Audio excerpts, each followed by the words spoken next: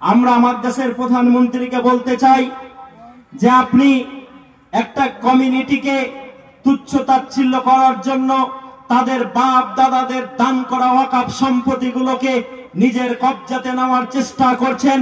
আপনি তো 2014-তে বলেছেন, 19-এ বলেছেন এবং 24-এ বলেছেন যে हमारे तरफ जो आंख उठा के देखेगा हम उसके घर घुस के चुन चुन के मारेंगे। আমার দেশের প্রধানমন্ত্রীকে আমরাই ওপেন মঞ্চ থেকে সোশ্যাল মিডিয়ার মাধ্যমে হোক আর লাইভ টেলিকাস্টের মাধ্যমে হোক বলে দিতে চাই যে ওয়াকফ সংসদ ওয়াকফ নিয়ে যে সংশোধনী বিল নিয়ে এসে মুসলমানদের আপনারা জমিগুলোকে কেড়ে নেওয়ার চক্রান্ত করছেন। এর থেকেও একটা ইম্পর্টেন্ট বিষয় বর্তমান ভারতের ছিল, সেটা হচ্ছে আমাদের প্রতিবেশী একটা রাষ্ট্র ভারতবর্ষের কিছু জায়গাকে দখল করে চায়না এসে ভারতের জায়গাকে দখল করেছে। আগে আমার দেশের প্রধানমন্ত্রীর উচিত ছিল সেই দখলদার চায়নাকে ভারত থেকে তাড়ানো, তারপর ওয়াকফ নিয়ে কথা বলা, তার আগে কথা বলার দরকার ছিল না। কিন্তু আপনি একটা জাতিকে তুচ্ছ তাচ্ছিল্য করার জন্য, তাদেরকে কষ্ট দেওয়ার জন্য এই পরিকল্পনা করছেন। ইনশাআল্লাহ আপনি এতে সফলতা পাবেন না? পাবেন। এত সহজে আমরা ওয়াকফ অ্যামেন্ডমেন্ট বিলের মাধ্যমে আমাদের মসজিদগুলোকে ছেড়ে দেব? কালকে সকালে আপনারা যেই মাদ্রাসা তৈরি করছেন, ডিএম সাহেব যদি বলে দেন এই মাদ্রাসাটা কাল থেকে মাদ্রাসা থাকলো না, এটাকে কালকে সকালবেলাতে বিয়ে বাড়ি ঘোষণা করে দিলাম, আপনারা মানবেন না। কিন্তু আইনে অলরেডি সেটা আসছে। আমার দেশের প্রধানমন্ত্রীকে আমরা বলতে চাই, জালসার মাধ্যম দিয়ে হোক, অজের মাধ্যম দিয়ে হোক, সম্মেলনের মাধ্যম দিয়ে হোক, যেমন একটা জাতিকে আপনারা ছোট করে দেখানোর চেষ্টা করছেন, যেই জাতির 2 লক্ষ ওলামায়ে কেরাম এই ভারতকে স্বাধীন করার জন্য তারা ফাঁসির মঞ্চে ঝুলেছেন, এমন একটা জাতিকে আপনারা তুচ্ছ তাচ্ছিল্য করার চেষ্টা করছেন, যেই জাতির আমার আল্লামা ফজলুল হক খাইরাবাদী সেলুলার জেলে যখন তাকে রাখা হয়েছিল, গরম পানি খেতে দেওয়া হয়েছিল, বলেছিলেন আমাকে একটু ঠান্ডা পানি দেওয়া হোক, তাকে দেওয়া হয়নি। বলেছিলেন আমাকে খিদা পেয়েছে, রুটি দেওয়া হোক, তাকে বালির সঙ্গে আটা মিশিয়ে দিয়ে রুটি খেতে দেওয়া হয়েছে এবং তাকে সাথে মাটির উপরে শুতে বাধ্য করা হয়েছে। আমার সেদিন আল্লামা বলেছিলেন আমাকে পানি খেতে দেবে না তো না দাও, আমাকে রুটি খেতে দেবে না তো না দাও, আমাকে ভালো জায়গায় ঘুমাতে দেবে না তো না দাও। তারপরেও শুনে রাখো, যেই দেশকে আমরা এককভাবে 700 বছর শাসন করেছি এবং পাট করে 1000 বছর শাসন করেছি, সেই দেশের সঙ্গে আমি গাদ্দারি করতে পারি না। তাই মৃত্যু অবস্থাতে সেলুলার জেল থেকে তাকে ফিরতে হয়েছে। সেই কমের সঙ্গে মোদী গভর্নমেন্ট আজকে লাগতে এসছেন।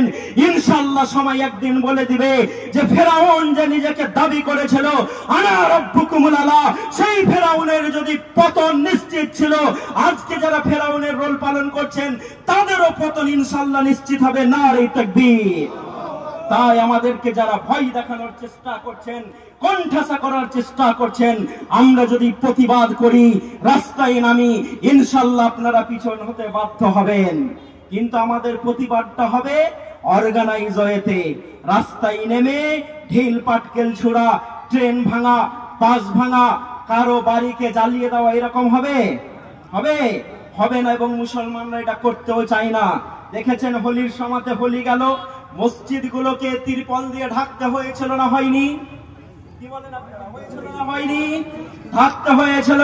আমি হাবিবুল্লাহ দায়িত্ব নিয়ে বলছি, পৃথিবীর 200 কোটি মানুষ 31 তারিখ আর 30 তারিখ ঈদুল ফিতর সম্পন্ন করেছে।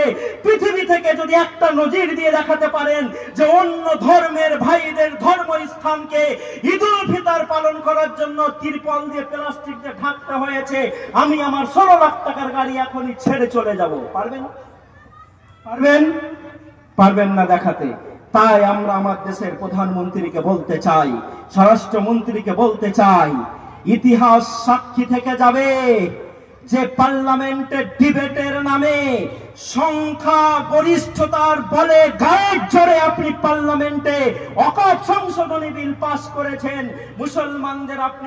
মুসলমানদের দিকে আপনি তাকাননি এবং আমরা এই কথাটা এই সাথে সাথে জানিয়ে দিতে চাই, আজকে মুসলমানদের ওয়াকফ জমিগুলো হয়তো যেতে বসেছে, ইনশাআল্লাহ আল্লাহর উপরে আমাদের বিশ্বাস আছে, ওই পর্যন্ত আমাদের ঈমান আছে যে আমাদের মসজিদ আমাদের হাতছাড়া হবে না। হবে হবে মাদ্রাসাগুলো হাতছাড়া হবে, খানকাগুলো হাতছাড়া হবে।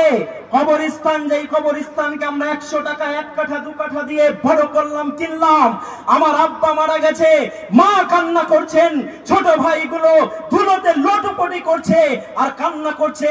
সেই সময়তে যদি আমাকে সরকার মহোদয়কে চিঠি লিখে বলতে হয় আমার আব্বাকে এই কাসিমনগরের কবরস্থানে কবর দেওয়া যাবে কি যাবে না, বলুন সেই সময়তে আমার মাথাটা ঠিক থাকবে? থাকবে? এই দিনটাই তিনি আনতে চাইছেন। তাই বন্ধু আপনাদেরকে সজাগ করতে এসেছি।